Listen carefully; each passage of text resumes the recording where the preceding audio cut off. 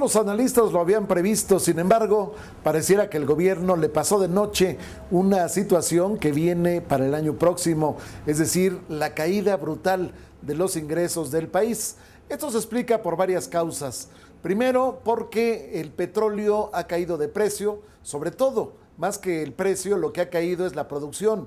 Si alguna vez llegamos a producir 1.600 o 1.600.000 barriles diarios de petróleo, bueno, pues ahora estamos en la mitad, estamos en 800.000, si es que bien nos va, si no es que sigue la declinación de Cantarell. Estamos hablando también de un escenario donde las remesas, que por muchos años habían llegado a un promedio de 12.500 millones de dólares, bueno, pues ahora quizás lleguen a la mitad. Estamos hablando también, naturalmente, de que la economía está en una situación crítica. En consecuencia, si las empresas no producen, pues tampoco le pagan al fisco. Si el empleo se ha caído a niveles de casi 1 millón de personas que están en las calles buscándolo, bueno, pues evidentemente tampoco habrá impuestos sobre la renta respectivo.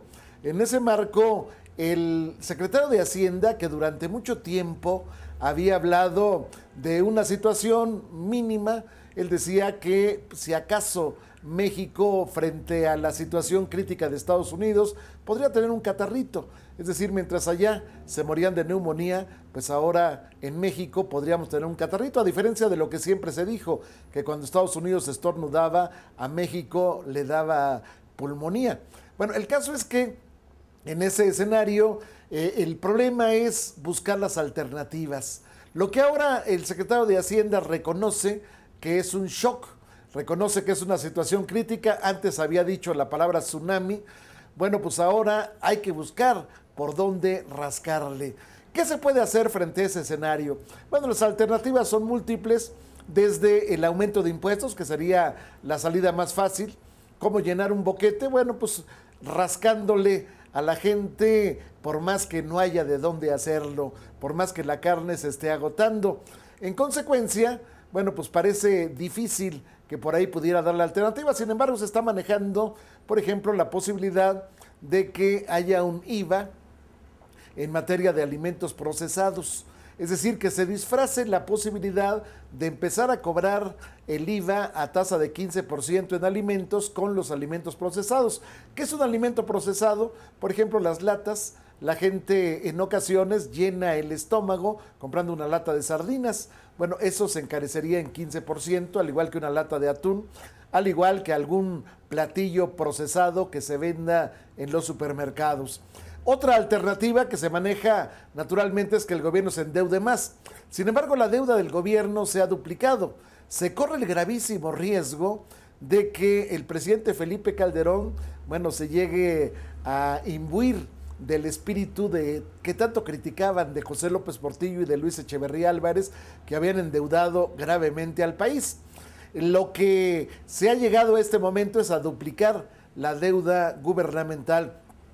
La tercera alternativa sería manejar un déficit más amplio, es decir, que el gobierno, bueno, pues simple y sencillamente no empate el ingreso con el gasto y le rasque a través de las reservas que tiene o a través justamente de préstamos del gobierno, de los bancos comerciales internacionales para poder llenar ese boquete. Sin embargo, hay que recordar que esta costumbre del gobierno se había venido pues tratando de superar a través de los gobiernos de Carlos Salinas, a través del gobierno de Ernesto Zedillo, donde se llegó a una tasa cero de déficit fiscal.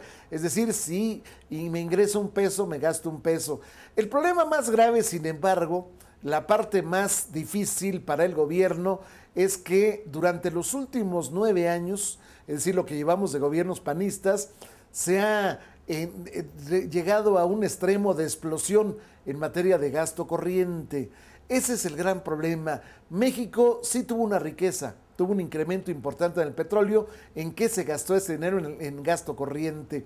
El 78% del ingreso público se va hacia el gasto corriente. ¿Qué es el gasto corriente? Bueno, pues el pago de salarios de parte de los trabajadores públicos, el pago de servicios que se les ofrecen a ellos, el pago de pólizas de seguros, el pago de prestaciones, el pago de celulares, el pago de guaruras, en fin, todo lo que atañe al aparato, al espeso, al pesado aparato público. ¿Qué se podría hacer? Bueno, yo hablaría de suprimir por lo menos 3 secretarías de Estado. Una, la de Turismo. Se podría realizar la labor de la Secretaría de Turismo, pues con una dirección general incluso. Se podría realizar la labor que hace Energía a través de la Comisión Reguladora de Energía. ¿Qué caso tiene una dependencia que ni le hacen caso Petróleos Mexicanos ni la Comisión Federal de Electricidad?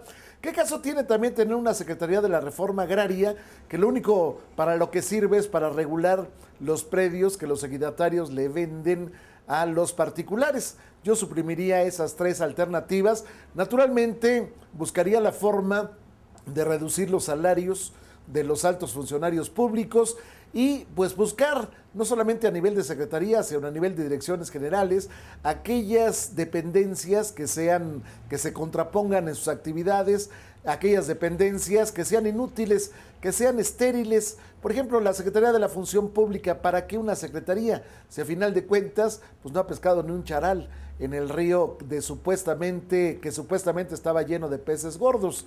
La corrupción ha seguido galopante, lo mismo en el PRI que en el PAN. Así es que, pues yo buscaría una alternativa que lesionara menos, porque la otra fase de la moneda es que si el gobierno no tiene dinero, pues habría que buscar la forma de recortar. Y recortar en este momento crítico programas de fomento a las empresas pequeñas y medianas sería gravísimo, dado que ellas sostienen la mayor parte del empleo en México.